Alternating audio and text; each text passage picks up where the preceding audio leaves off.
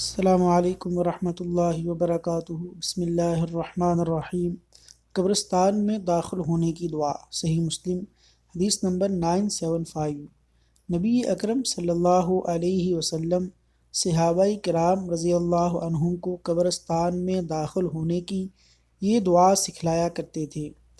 السلام علیکم اہل الدیار من المؤمنین والمسلمین وَإِنَّا إِن شَاءَ اللَّهُ بِكُمْ لَلَاحِقُونَ نَسْأَلُ اللَّهَ لَنَا وَلَكُمُ الْعَافِيَةَ۔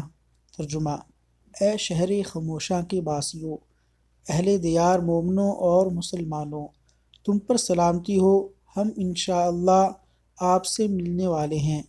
ہم اپنے اور تمہارے لیے اللہ سے عافیت کا سوال کرتے ہیں۔ اللہ عمل کی توفیق عطا فرمائے۔